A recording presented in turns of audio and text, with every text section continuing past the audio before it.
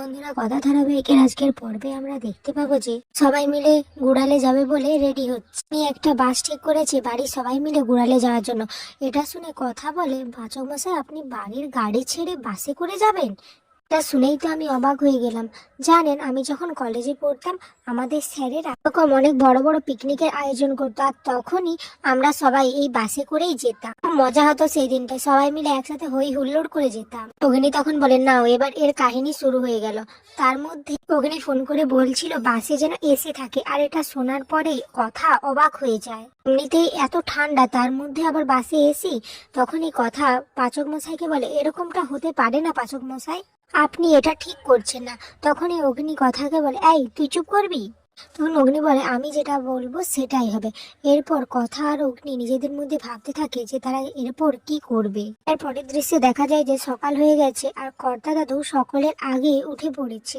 এরপরই তিনি সবাইকে ডাকাডাকি শুরু করে দেন এবং তারপরেই দেখা যায় যে তার সামনে একটি বিরাট বড় বাস এসে দাঁড়িয়ে আছে। বাসে থেকে কন্ডাক্টর নেমে এসে বলে, আচ্ছা এখানেই তো বুকিংটা হয়েছিল, তাহলে কোথায় সবাই? দাদু তো ব্যাপারটা বুঝতেই পারছে না, তাই তিনি তখন বলেন যে এই বাড়িতে তো গাড়ি আছে, আর আপনারা এখানে, নিশ্চয়ই আপনাদের কোথাও ভুল হচ্ছে। কন্ডাক্টর বলে, না না, এখান থেকে বুকিংটা করা হয়েছিল। এর মধ্যেই অগ্নি এসে বলে, হ্যাঁ হ্যাঁ আমি বুকিং করেছিলাম, সবাই চলে আসবে এখনই, আপনি চিন্তা করবেন না, সবাই রেডি হচ্ছে, একটু দেরি তো হবেই। তখনই অগ্নি বলে, আজ আমরা সবাই মিলে বাসে করে পিকনিকে যাব। এটা শোনার পরেই তো ছোটকা খুবই খুশি হয়ে যায় এবং সে বলে অগ্নিকে জড়িয়ে ধরে যে, অগ্নি তুই একদম আমার যোগ্য ভাইপো, বুঝলি তো? কিন্তু খুবই আনন্দ হচ্ছে, এত বড় তুই একটা সুখবর দিলি আমাদেরকে, আমরা যে বাসে যাব, দারুণ মজা হবে। এখন সবাই খুবই এক্সাইটেড হয়ে যায়। অন্যদিকে সঞ্চিতা মনে ভাবে যে কি হবে এবার, আমার তো সব দিক থেকে কেমন যেন ভয় ভয় লাগছে। অন্যদিকে চিত্রা মনে মনে ভাবে, সঞ্চিতার যদি একবার সমস্ত স্মৃতি ফিরে আসে তাহলে তো তার সমস্ত কুকীর্তি ধরা পড়ে যাবে, তার এতদিনের পরিশ্রম সব বৃথা যাবে। অনেক কথা চিত্রার সামনে এসে চিত্রাকে বলে, কি মেজমা তুমি কি কিছু ভাবছো? তুমি বরং এক কাজ করো, এই ওষুধগুলো তোমার কাছেই রেখে দাও, এগুলোর আর কোনো প্রয়োজন পড়বে না, কারণ মায়ের স্মৃতিশক্তি গুড়ালে গেলেই ফিরে আসবে। এটা শোনার পর চিত্রা তো আরো ভয় পেতে থাকে। তখন সে ভাবতে থাকে, কথা কি কিছু বুঝে গেছে যে সঞ্চিতাকে নিয়ে আমি যে মিথ্যে রটনাটা করেছিলাম সেটা নিয়ে?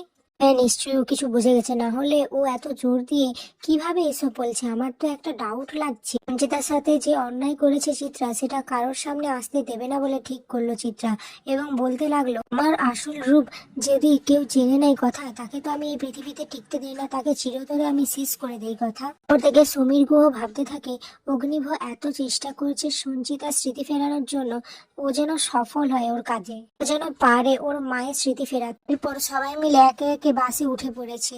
প্রিয়ার কাছে বসে নীলাদ্রি, কিন্তু সেটা প্রিয়ার একদমই পছন্দ হয় না।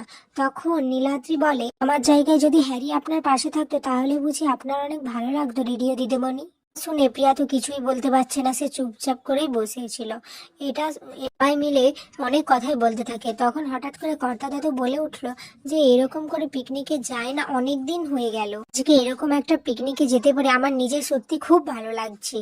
তখন প্র্যাটি বলে, হ্যাঁ একদম ঠিক বলেছো দাদা, আজকের পিকনিকটা সত্যি খুব মজা হচ্ছে, একেবারে জমে যাবে পুরো। অগ্নি বলে, ঠিক আছে এবার তাহলে একটু গান বাজনা হোক, নাহলে এভাবে চুপচাপ যাবো নাকি? তখনই কর্তা দাদু বলে ভক্তিমূলক গান চালাতে। তখন অগ্নি তো খুব রেগে যায়, এগিয়ে বলে, না ভক্তিমূলক গান হবে না, আমরা যেরকমটা চাইবো সেরকম গান বাজবে। এরপরে নবীন আর প্রবীণদের মধ্যে ভক্তিমূলক গান নিয়ে ঝামেলা বেঁধে যায়। এই দৃশ্যে দেখা যায় যে কথারা তো গোড়ালে পৌঁছে গেছে এবং সেখানে গিয়ে সমস্ত কিছু রেডিও করে নিই। অগ্নি কথাকে জিজ্ঞেস করে, হ্যাঁ রে কথা, আমরা যে এত চেষ্টা করছি আর এরকম জিনিসগুলো দেখলে মায়ের স্মৃতি ফিরবে তো? তখন কথা বলে, অবশ্যই ফিরবে, মায়ের স্মৃতি যে ফিরতেই হবে পাচক মশাই। গোড়ালে এসেছি তো শুধুমাত্র এই জন্য যাতে মায়ের স্মৃতি ফিরে আসে, আর এটা হবে, মায়ের স্মৃতি অবশ্যই ফিরবে পাচক মশাই। এখানে আজকে শেষ হয়েছে। এটি ভালো লাগলে অবশ্যই লাইক কমেন্ট শেয়ার এবং সাবস্ক্রাইব করে দেবে।